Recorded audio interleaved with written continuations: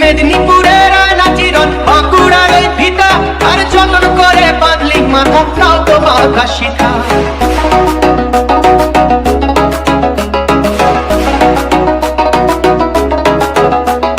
বেজবাড়িয়া রাজকুমারী গলায় চন্দ্রহার বেজবাড়িয়া রাজকুমারী গলায় চন্দ্রহার দিনে দিনে বাড়ছে তোমার চুলেরই বাহার কালো জলে কুচলা তলে ডুবলো সনাতন আজ তারা না কাল তারা না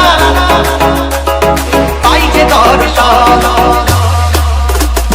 কালো জলে কুচলা তলে ডুবলো সনাতন আজ তারা না কাল তারা না পাইছে দর্শন নদী তারে কাছে বধু মিছাই করোয়া হিরি হিরি বাঁকা নদী বইছে বারো মাস কালো জলে কুচলা তলে ডুবলো সনাতন আজ তারা না কাল তারা না পাইছে দর্শন কালো জলে কুচলা তলে ডুবলো সনাতন আজ তারা না কাল তারা না পাইছে দর্শন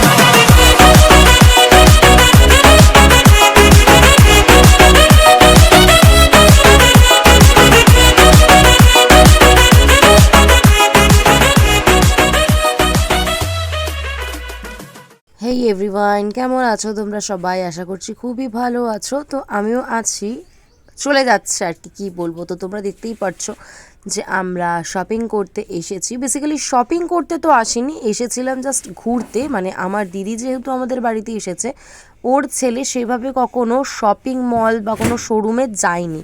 তো ওকে বললাম যে আমাদের বাড়ির পাশে রয়েছে, যাবি কিনা। ও আবদার করলো, সেই জন্য ওকে নিয়ে গেছিলাম। তোমরা আগের ব্লগে হয়তো দেখেছো, ওকে রাত্রেবেলা নিয়ে গেছিলাম। আমি ঠিক জানতাম না যে 9টা পর্যন্ত কাউন্টার, মানে 9টা পর্যন্ত লোক ঢুকতে পারবে। এটা হয়তো সব জায়গাতেই আছে, কিন্তু আমার সেটা স্মরণে ছিল না।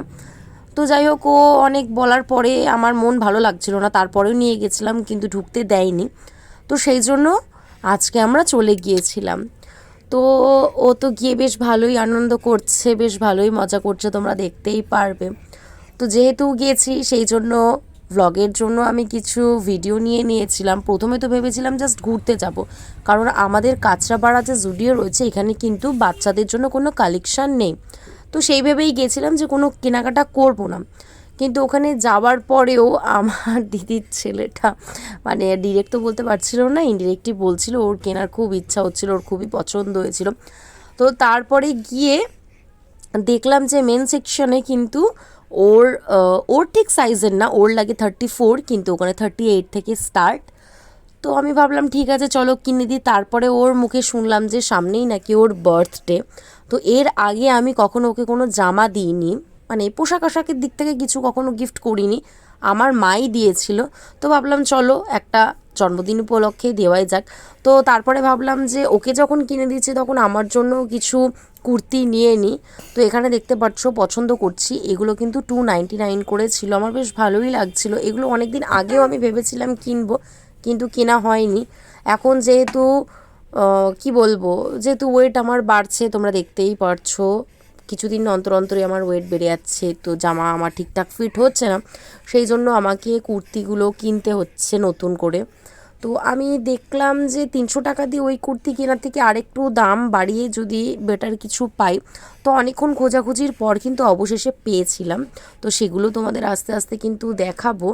তো দেখতেই পারছো তোমরা, এই কুর্তিটা কিন্তু আমার প্রচণ্ড ভালো লেগেছিল। এখানে 3 রকমের কুর্তি রয়েছে, আমি 3টে কুর্তির মধ্যে না প্রচণ্ড পরিমাণে কনফিউজড ছিলাম। এগুলো কিন্তু একদম হাঁটুর নিচ অবধি যেই কুর্তি সেগুলো, এরকম কুর্তি আমি অনেক বছর আগে পরেছি, আমি সেভাবে পরি না বললেই চলে এখন। তো ভাবলাম ঠিক আছে চলো কেনাই যাক। এগুলো মোটামুটি তোমার ওই 499 ছিল, মানে ওই 300 থেকে 200 টাকা বেশি। তো ভাবলাম ঠিক আছে চলো একটু ডিফারেন্ট কিছু ট্রাই করাই যাক।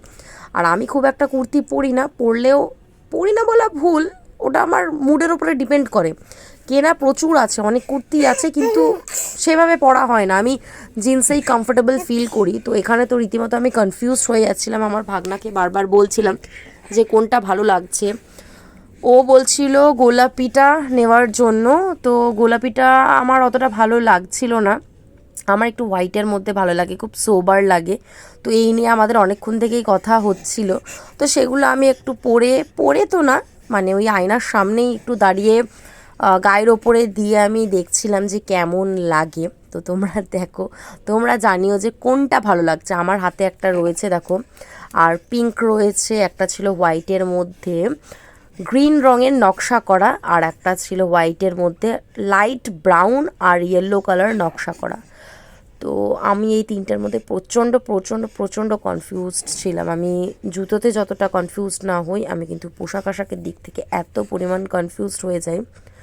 তো মোটামুটি এই কনফিউশন দূর করতে আমার কম করে 20 থেকে আধ ঘন্টা লেগেছিল, মানে 20 মিনিট থেকে আধ ঘন্টা সময় লেগেছিল। একবার এই জামাটা দেখছি, একবার ওই জামাটা দেখছি, দেখতে দেখতে অবশেষে আমি এই হোয়াইটের মধ্যে যে দুটো রয়েছে এই দুটোই নিয়েছি।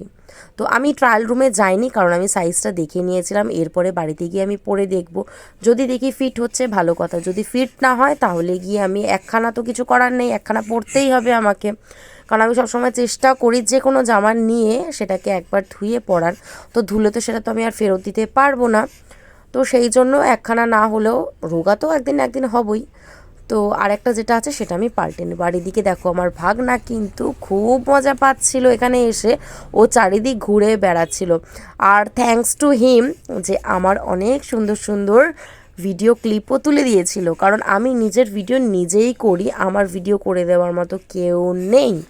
এটা সব থেকে সমস্যার ব্যাপার, যারা নিজেদের ভিডিও নিজেরাই করে। তো তোমরা এখানে কালেকশানগুলো দেখতেই পাচ্ছ, খুব সুন্দর সুন্দর কালেকশান ছিল। আর সব থেকে বড়ো কথা কি জানো, এইবারে দেখছি মানে বহুদিন পর আমি জুডিও এতটা ফাঁকা দেখলাম, আর ওখানে কিন্তু কোনো মেল স্টাফ ছিল না, সবই দেখছি ফিমেল স্টাফ। আমি জানি না কেন, তবে প্রচণ্ডই লোক কম ছিল আজকে। তো একদিক থেকে আমাদের সুবিধা হয়েছিল, লোকজন ভিড়ের মধ্যে অতটা ভালো লাগে না। তারপরে আমরা কেনাকাটা করে এখানে ক্যাশ কাউন্টারে পে করলাম। তারপরে আমাদের হুট করে মনে পড়লো যে আমাদের একটু চিকেন নিতে হবে, কারণ পিৎজা বানাবো। সেই তখন বাজে দুপুর 1টা। তো দোকানে গিয়েছিলাম কিছু জিনিস নেওয়ার জন্য মেয়ের। তারপরে দেখো এখানে আমি পিৎজা বানানোর প্রস্তুতি করছি, চিকেনটাকে ম্যারিনেট করে রাখা ছিল।